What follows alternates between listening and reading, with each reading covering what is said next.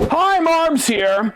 Welcome to Intellivision Sunday. Now, before we get into the next episode of Intellivision Sunday, and I turn things over to GamerGhostDad, just want to remind folks that if you do not have experience taking apart an Intellivision or similar electronic devices and doing these kinds of modifications, it's probably best left to the professionals.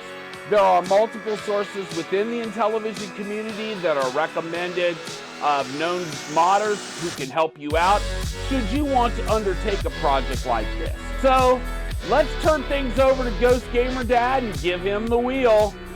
Okay, I think we're ready to go. Welcome back.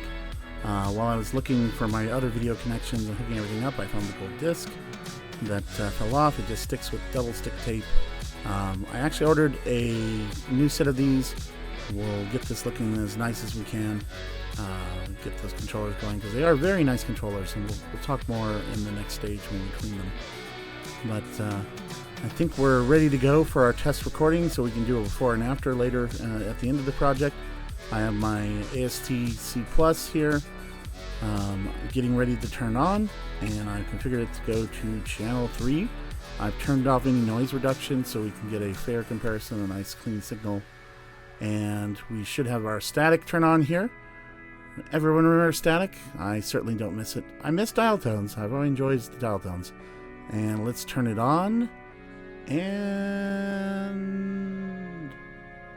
nothing. Okay, so that's a bit of a concern. Let me just think through the troubleshooting here. I'm going to go ahead and turn this off. I'm going to actually hook up my diagnostic cart. But first, let me do a little trick. There it is. Okay, so for those of you that don't know, a number one issue with testing these older systems is the cartridge port. Sometimes you have to move things back and forth. You need to adjust the line, pull the cartridge in and out a little bit, just to make sure that the pen connectors are really connected well.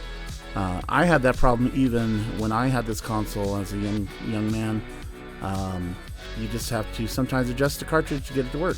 So what we'll do is an extra step when we get everything taken apart. We'll make sure to clean those pins really well. And it's also good to clean your game cartridges really well if you can too. So let's get started. Let's see if we can get a game to go here. You can see the signal. Pretty good for RF, not too bad. You can see we've got all the colors showing here.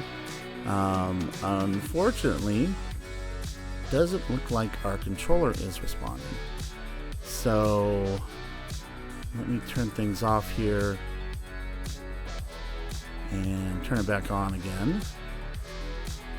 Still nothing off screen. What I'm doing is just making sure that the controller connectors are in nice and secure. And gonna reset again. Now I'm going to unplug one of the controllers and see if we have any luck with one controller versus the other controller. So let's start with that. Give me just a moment here. Everyone loves the startup screen here. Let me switch the video so everyone can watch what I'm doing. So what I'm trying to do now is I'm going to isolate the controllers again and just try one of them to make sure that one works versus the other. So I'll try the one where we have the disc on first here. Kind of hidden back behind, and it is a tight connection. Let's start with that. No luck with the keypad, and typically it's a tap of the keypad to get started. Although there we have something happened there when we were pulling the connector out, so it toggled something at that point. This controller does seem to work. So this is our controller where the button is missing, and yeah, I love Astro Smash. And I love the side buttons on these controllers compared to the Intellivision 2.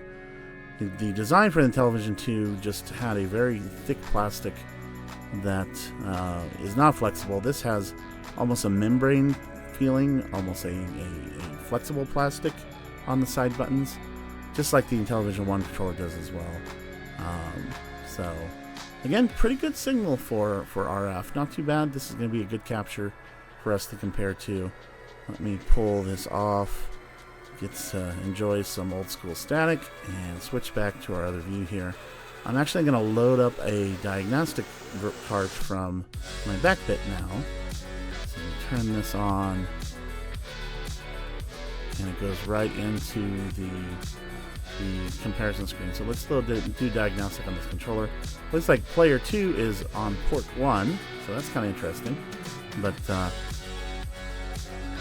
this we can see what happens here with this controller. So button 1 works.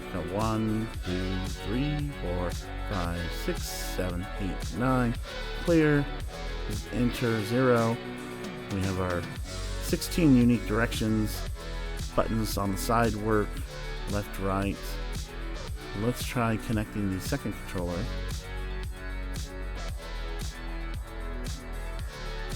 And something is definitely up on this, either the controller or the controller port, because when we push one button, often we're getting multiple buttons.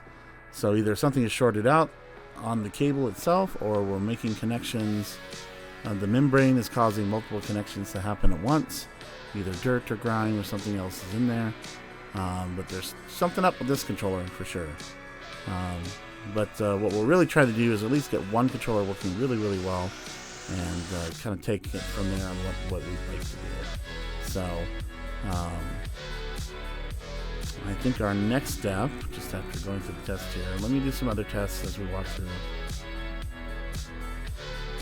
And when we clean the cable for this, we'll really watch to see if we see any kinks or abrasions or anything that might show that the wires are exposed. We'll take a look at the wires on the inside. It could be that these have a very unique connector on the top compared to the other Intellivision models.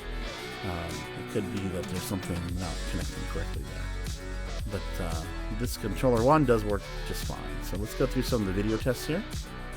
Put it in full screen so you can watch the magic as it automatically goes through the different tests.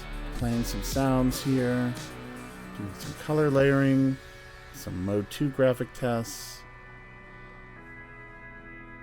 and everything seems to be okay at this point. So the chips look okay. So I have no reason to find any burnt up components when we open things up on the inside. And we know at least we started with a working console, so that's the most important thing we have with this, is we can move forward knowing that we've got a stable base to work on, and anything I add to it, if it's not working after that, it'll be something that I've done and I can backtrace from that point forward. I think we've got everything set up now where we can take a pause before the next video. Thanks for joining, and join us next time on Intellivision Sundays with GamerGhostDad and Marvelous Man. Thank you.